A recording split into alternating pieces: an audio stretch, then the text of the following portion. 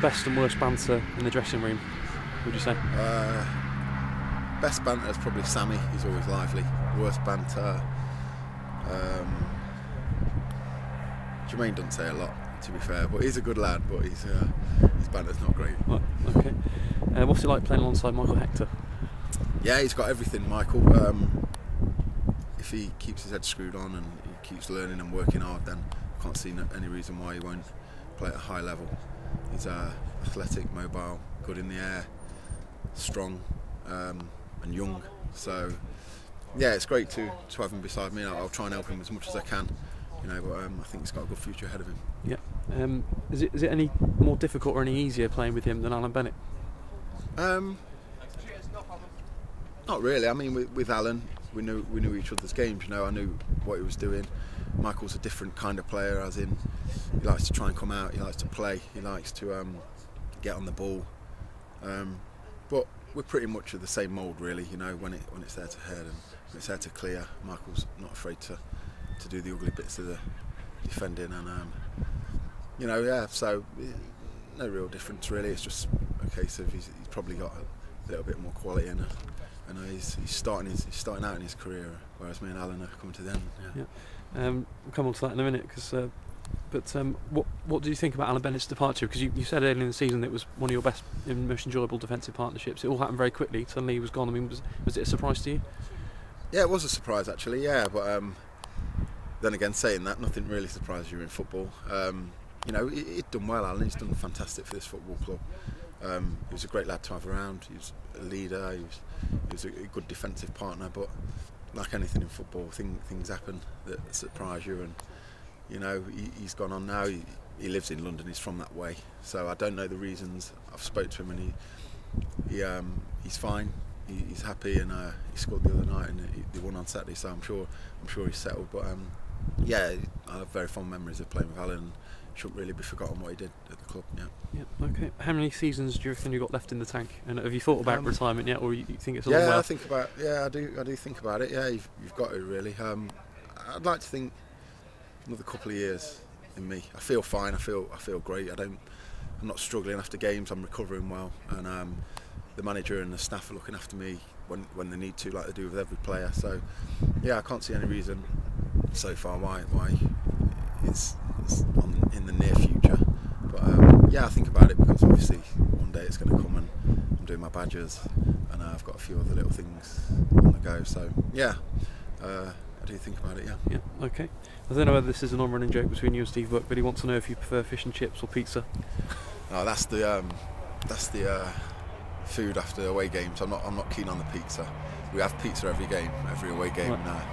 No, I'm not keen on it. So I would prefer fish and chips, yeah, but I normally try and bring my own sandwich or baguette or something like that, yeah. Right, okay. Everyone knows you're into heavy metal music. Do you like to go in the mosh pit? I used to love it, yeah. Yeah, I go plenty of gigs in Bristol. Yeah, that's my genre of music. Not too many of the lads are happy about it.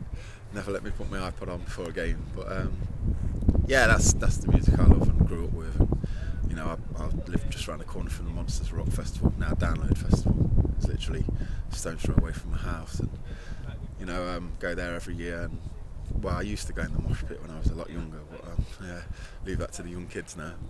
Somebody's asked about that actually, that they spotted you there last year, and will you be in the red camp again this year? Is that right? Probably, yeah.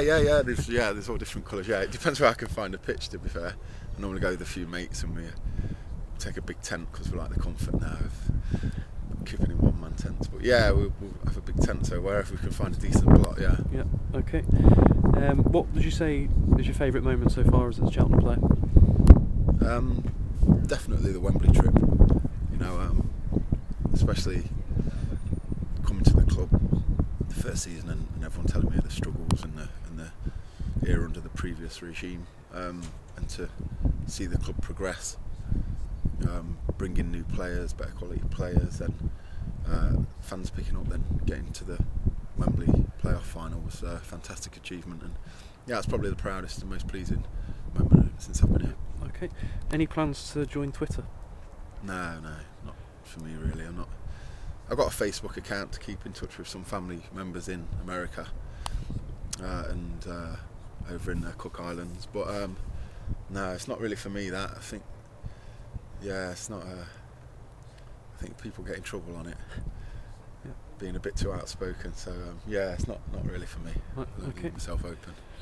What's the most frustrating thing about that your back four might do that can get you annoyed during a game, both on your team and opposition players? What sort of thing annoys you if somebody isn't doing something or somebody is doing something? Yeah, I think just decision making really, when there's an easy ball to be cleared, you know, and someone tries to be clever, or Cruyff turning in their own box. And I've always gone about it the way of safety first, sort of.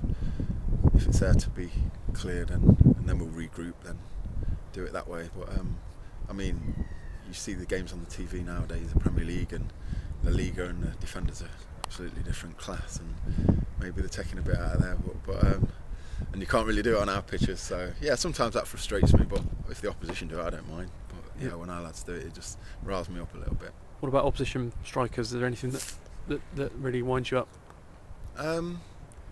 Not really. I've come across pretty much everything. I mean, clumsy strikers who use their arms a lot, that winds me up. Yeah, but nothing really. I enjoy the battle of it, to be honest with you. I enjoy the competitive side of it and the competitive nature of it. So sometimes the rougher it gets, the better you play, you know. So yeah, nothing really bothers me about that. Right. Back to the music. Do you own any Status Quo music? Status Quo? No, I don't. No, I have seen them though, but I don't own any music. Right. Yeah. Okay.